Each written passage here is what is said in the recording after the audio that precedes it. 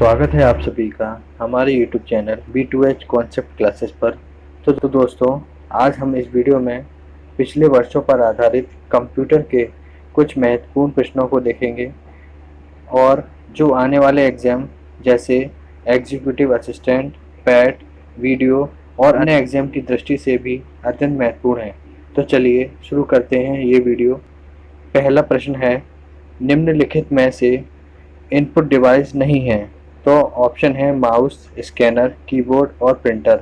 तो इसका जो सही उत्तर होगा वो होगा आपका प्रिंटर, क्योंकि प्रिंटर हमारा इनपुट डिवाइस नहीं है, यह आउटपुट डिवाइस है। तो चलिए आगे बढ़ते हैं। आगे हैं हमारे कुछ इनपुट डिवाइस और कुछ आउटपुट डिवाइस। इनपुट डिवाइस जैसे keyboard, scanner, trackball, MICR, touch pad, touch panel, joystick, barcode reader, mouse और OCR हैं। वहीं आउटपुट डिवाइस है हमारी मॉनिटर, प्रिंटर, माइक्रोफिल्म्स, प्लॉटर और प्रोजेक्टर। तो ये हमारी कुछ इनपुट और आउटपुट डिवाइसेस थी। तो चलिए आगे बढ़ते हैं। प्रश्न नंबर 2, बिजली बंद कर दिए जाने के बाद जो स्टोरेज अपना डाटा रखती है उसे कहते हैं volatile storage, non volatile storage, sequential storage या डायरेक्ट स्टोरेज। तो इसका जो सही उत्तर होगा वो होगा नॉन वॉलेटाइल स्टोरेज। तो नॉन वॉलेटाइल स्टोरेज वह स्टोरेज होती है जो बिजली जाने के बाद भी अपना स्टोरेज रखती है। तो रोम हमारी नॉन वॉलेटाइल स्टोरेज है, जबकि रैम हमारी वॉलेटाइल स्टोरेज है। तो चलिए आगे बढ़ते हैं इस वीडियो में। प्रश्न नंबर 3, एक बाइट कितने बिट के बराबर है। तो ऑप्शन है आपके 4, 1024, 8 या 2। तो इसका जो सही उत्तर होगा वो होगा आपका 8। जो एक बाइट बराबर 8 बिट होते हैं। तो चलिए आगे बढ़ते हैं और देख लेते हैं ये शीट। 0 और 1 बराबर 1 बिट या binary digit, 4 bit equal to 1 nibble, 8 bit बराबर 1 बाइट, 1024 बाइट बराबर 1 KB, 1024 KB बराबर 1 MB, 1024 MB बराबर 1 GB, 1024 GB बराबर 1 TB, 1024 TB बराबर 1 PB, 1024 PB बराबर 1 EB, 1024 EB बराबर 1 ZB और 1024 ZB बराबर 1 YB। ये थी हमारी शीट जिसका आप स्क्रीनशॉट ले सकते हैं। तो चलिए आगे बढ़ते हैं। प्रश्न 4, प्रथम जनरेशन कंप्यूटर का मुख्य कंपोनेंट था ट्रांजिस्टर, वैक्यूम ट्यूब और बॉल, इंटीग्रेटेड सर्किट या सेमीकंडक्टर। तो इसका जो सही उत्तर होगा वो होगा वैक्यूम ट्यूब और बॉल। चलिए आगे बढ़ते हैं, देख लेते हैं जनरेशन से रिलेटेड ये सारणी। तो प्रथम जनरेशन हमारी 1942 से 55 तक रही, जिसमें वैक्यूम ट्यूब का यूज़ किया गया और वही मेमोरी के रूप में इसमें पंच कार्ड का प्रयोग किया गया। जनरेशन 2 हमारी 1955 से 64 के बीच रही, जिसमें ट्रांजिस्टर का प्रयोग किया गया और इसमें मेमोरी के रूप में मेगा स्टोरेज डिवाइस का प्रयोग किया गया। जनरेशन 3 ये 1964 से 75 तक रही, जिसमें IC का प्रयोग किया गया और मेमोरी के रूप में रैम प्लस MSD का प्रयोग किया गया। जनरेशन 4 ये 1975 से 89 तक रही, इसमें माइक्रो प्रोसेसर का प्रयोग किया गया और मेमोरी के रूप में सेमीकंडक्टर का प्रयोग किया गया। जनरेशन 5 जो कि 1989 से अब तक है और इसमें आर्टिफिशियल इंटेलिजेंस का प्रयोग किया गया और मेमोरी के रूप में ऑप्टिकल डिस्क का प्रयोग किया गया। तो चलिए आगे बढ़ते हैं। आगे है, निम्नलिखित में से कौन CPU का भाग नहीं है। तो देख लेते हैं ऑप्शन है arithmetic logic unit, memory unit, control unit या ऑपरेटिंग सिस्टम। तो इसका जो सही उत्तर होगा वो होगा आपका ऑपरेटिंग सिस्टम।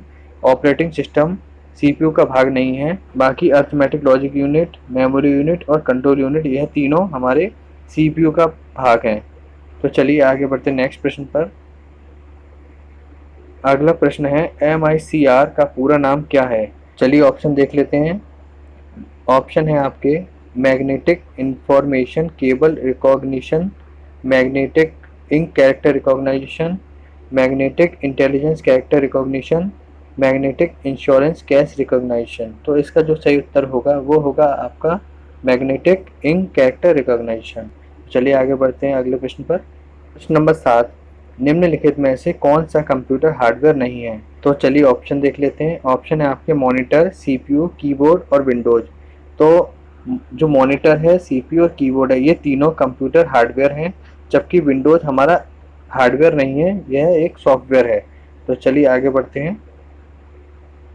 आगे है आपका प्रश्न नंबर 8, एक निबल कितने बिट्स के बराबर होता है? तो आपके जो ऑप्शन है 2, 4, 8 या 16। तो इसका जो सही आंसर होगा वो 4 है। तो एक निबल 4 बिट्स के बराबर होता है। तो चलिए आगे बढ़ते हैं। यूएसबी का पूरा नाम क्या है? ऑप्शन देख लेते हैं। Universal security block, universal serial block, universal serial बस या यूनिक सीरियल बस। तो इसका जो सही उत्तर होगा वो होगा आपका यूनिवर्सल सीरियल बस। तो चलिए आगे बढ़ते हैं अगले प्रश्न पर। नेक्स्ट प्रश्न है हमारा प्रश्न नंबर 10, निम्नलिखित में से कौन रोम का भाग नहीं है? तो देख लेते हैं इसके ऑप्शन। ऑप्शन है P ROM, double E P ROM, you V E P ROM या एस रोम। तो इसका जो सही उत्तर होगा वो होगा हमारा एस रोम। एस रोम हमारा रोम का भाग नहीं है। बाकी P ROM, E E P ROM, you V E P ROM, ये सब रोम के पार्ट्स हैं। चलिए आगे बढ़ते हैं। अगला प्रश्न है प्रश्न नंबर 11, डॉक्यूमेंट को बंद करने के लिए निम्नलिखित में से किस शॉर्टकट की का प्रयोग किया जाता है? तो चलिए ऑप्शन देख लेते हैं। ऑप्शन है आपके control plus B, control plus Y, control plus W या कंट्रोल प्लस जेड। तो इस प्रश्न का जो सही उत्तर होगा वो होगा आपका control plus W. Control plus W से हम किसी भी डॉक्यूमेंट को बंद कर सकते हैं। बाकी कंट्रोल प्लस बी पेस्ट के लिए, कंट्रोल प्लस वाई रीडू के लिए तथा कंट्रोल प्लस जेड अंडू के लिए प्रयोग किया जाता है। तो चलिए आगे बढ़ते हैं। नेक्स्ट प्रश्न है प्रश्न नंबर 12, A4 पेपर का साइज क्या होता है? तो ऑप्शन है इसके 8.27 इंटू 11.69, 8.5 इंटू 11, 8.27 इंटू 11, 8.21 इंटू 11.69। तो इसका जो सही उत्तर होगा वो होगा आपका ऑप्शन नंबर 1, 8.27 इंटू 11.69। ये A4 साइज का पेपर होता है। चलिए आगे बढ़ते हैं। प्रश्न नंबर 13, निम्नलिखित में से कौन सी कंप्यूटर की कर्सर के बाईं ओर से कैरेक्टर को डिलीट करती है? ऑप्शन है आपके एंड, बैक स्पेस, होम या डिलीट। तो इसका जो सही आंसर होगा वो होगा आपका बैक स्पेस। जो बैक स्पेस है हमारा वो कर्सर के बाईं ओर कैरेक्टर को डिलीट करती है, जबकि हमारा जो डिलीट है वो कर्सर के दाईं ओर से कैरेक्टर को डिलीट करती है। तो चलिए आगे बढ़ते हैं। प्रश्न है आपका बाय डिफ़ॉल्ट कितनी शीट एक्सेल वर्कशीट पर स्थित होती हैं? तो ऑप्शन देख लेते हैं। ऑप्शन है आपके 1, 2, 3 या मैनी। तो इस प्रश्न का जो सही उत्तर होगा वो होगा आपका ऑप्शन नंबर 3। जब हम एक्सेल की बात करते हैं तो उसमें बाय डिफ़ॉल्ट 3 शीट हमारी वर्कशीट पर स्थित होती हैं, जिसका उदाहरण इस प्रकार है। जैसा कि आप देख पा रहे हैं इसमें एक्सेल वर्कशीट दिखाई गई है, जिसमें बाय डिफ़ॉल्ट 1, 2 और 3 शीट स्थित हैं।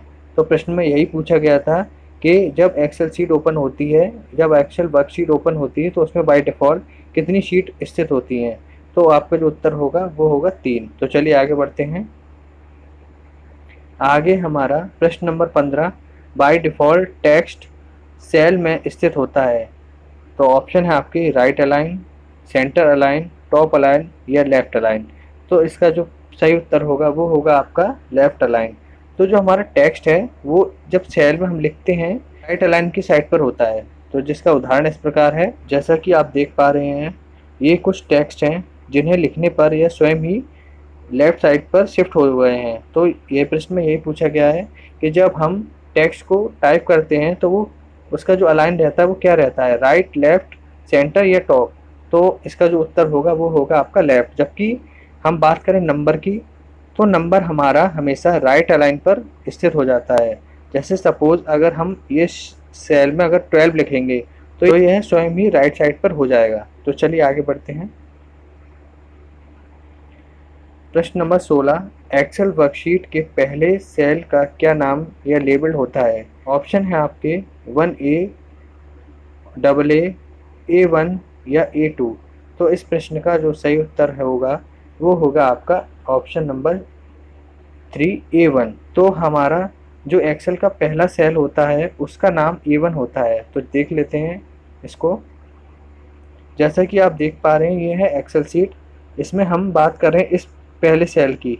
तो इस सेल का जो नाम है वो A1 है। प्रश्न में यही पूछा गया है कि एक्सेल में पहले सेल का नाम या लेबल क्या होता है, तो उसका जो आंसर होगा वो होगा आपका A1। तो चलिए आगे बढ़ते हैं अगले प्रश्न पर। अगला प्रश्न है प्रश्न नंबर 17, MS एक्सेल का एक्सटेंशन क्या होता है? तो चलिए ऑप्शन देख लेते हैं। ऑप्शन है आपके .bmp, .pptx, .xlsx, .jpeg। तो इसका जो सही उत्तर होगा वो होगा आपका ऑप्शन नंबर 3, .xlss।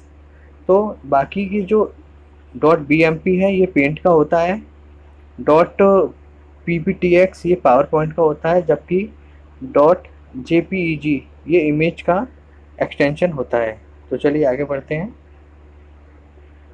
नेक्स्ट प्रश्न है आपका प्रश्न नंबर 18, जंक ईमेल को किस अन्य नाम से भी जाना जाता है? तो आपके ऑप्शन है स्पूफ, मालवेयर, स्पैम या वायरस। तो इसका जो सही उत्तर होगा वो होगा आपका ऑप्शन नंबर 3, स्पैम।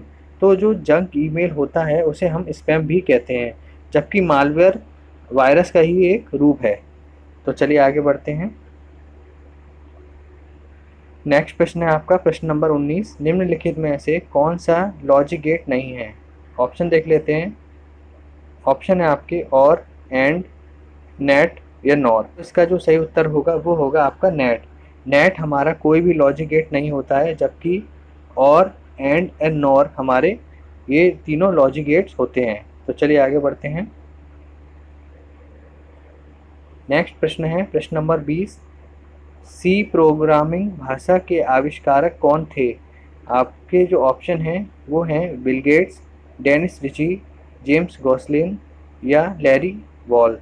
तो इसका जो सही उत्तर है वो है आपका option number B, Dennis Ritchie. तो हमारे जो सी प्रोग्रामिंग भाषा के आविष्कारक हैं वो डेनिस रिची थे। तो उम्मीद है दोस्तों आपको पिछले वर्षों पर आधारित कंप्यूटर के प्रश्नों का यह पार्ट 1 अच्छा लगा होगा। यदि आपको यह वीडियो अच्छी लगी हो तो वीडियो को लाइक कीजिएगा, कमेंट कीजिएगा और सब्सक्राइब कीजिएगा हमारे चैनल को, और प्रेस कीजिएगा बेल आइकन को, ताकि आपको आने वाली अपडेट मिलती रहे।